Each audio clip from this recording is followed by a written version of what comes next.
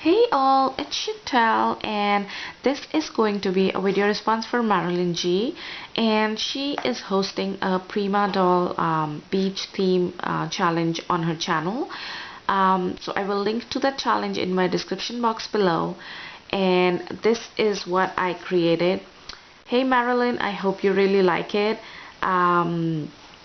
With my Prima doll that I had, and this is a book card basically that I created, and it's a larger size. It's exactly the 8.5 by 11 paper size. Since the Prima dolls are larger in size, so I just wanted to stick to that bigger size. And this is basically the box. You can see on the sides it has dimension, and then when you open it up, it has a little depth in here in which I can store my colored images, my ribbons, my seam binding, and whatever I want to store in here. These are just examples that I'm giving you. And or I can also use this as a decor piece. And I am really liking the way it turned out. And let me just quickly go through how I created this book thingy here. So for the base, I took the papers from my stash, and it's the cardstock paper by Recollections from Michaels, and it's the lighter weight one. It's not very heavy because I wanted something light to just make it easy for me to work with. And then I started working on the front cover of the book first, and for which I added some layers. As you can see here, there's so many layers on the front cover, and the paper I used for layering is the Prima something blue A4 paper pad, perfect for working with 8.5 by 11 size. So I used the papers from this pad, and I also distressed the edges and inked them with the Prima distress ink in garden grass, and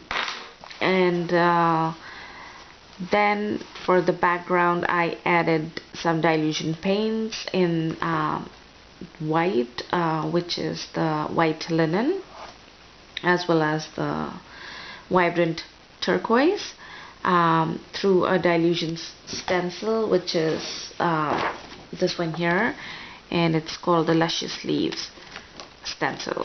So I took this thing in between, the image in between, and I used it with the paints. And then I added some lace, and this is some paper straws here that I added. Then I added some mini wooden spools here, and this is also a spool here, and I wrapped a little bit of pearl ribbon or pearl string. It's I got it from the dollar store. I have it right here. It's the little pearl chain. Really pretty. So it's really dainty, so I added that on the spool here. And this is the knob that I use to open my book. And for the base, I added this Viva, what is it, the Viva Stone Effect Paste Viva Decor or something. I got this at Scrapfest, I believe, and I used it for the first time. And this gives the effect of sand or any outdoor theme that you want to create, and it's so perfect. I love it. I mean, it creates a heavy texture, and it's not going anywhere. It's just staying there. It's beautiful, but I left it overnight to dry.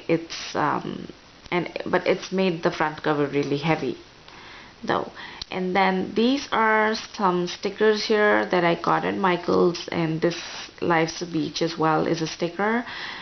These are by EK Success, the Jolie's boutique, the Jolie's something is the sticker line.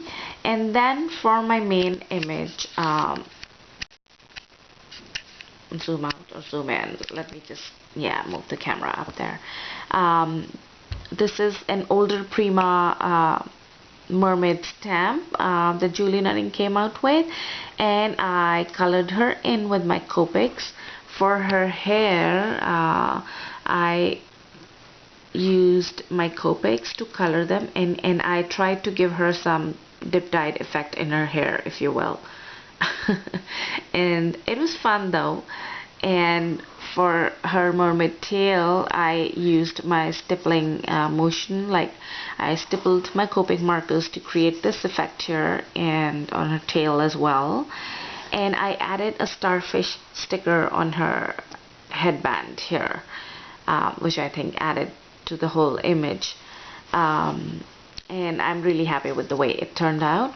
And I popped her on some pop dots. It's a little dimension on her, and I added that on the front cover. So that was my front cover. And when you open the book, on the inside, this part here I created by using the same Recollections paper. So I took 2 sheets. So one was 8.5 by 11, the same sheet as is for the height of the book, and I scored it at a 1-inch increment each. I hope you can see the score lines. And then all you do is accordion fold this sheet of paper, and for the width I took again 2 sheets of paper by 8.5 by 8, and again I scored them. As you can see, I used a pen to just line this the score lines. I scored them at 1 inch each, and then you accordion fold this as well. And when you accordion fold both of these sheets, you sort of create, I'll quickly show it to you. You sort of create a fan thing, and this is how I create my book depth that you need for the inside. So when you do both of them together, let me just quickly burnish the score lines to show you. It's very easy to put it together then. So you have 2 sheets of each, and then what you do is you take the 2 pieces and you, sorry, I'm out of frame, and you sort of you know, marry them in like so, and then you stick, so you marry them in like so, and then what you do is you stick the top and the bottom right here. You stick the top and the bottom and not the hinges inside, and that's how you get this whole book dimension. I hope this is clear. I tried to explain it the best way I could. So that's how you create the inside of the book, and you just fluff it out when you have it on the base. And the base is also the Recollections paper, and I added another Prima paper on the background, just so it's just not bare ivory color back there. So yeah, that's my project. That's how it turned out. I hope you guys like it, and I hope you like it too, Marilyn, and thanks for all the inspiration.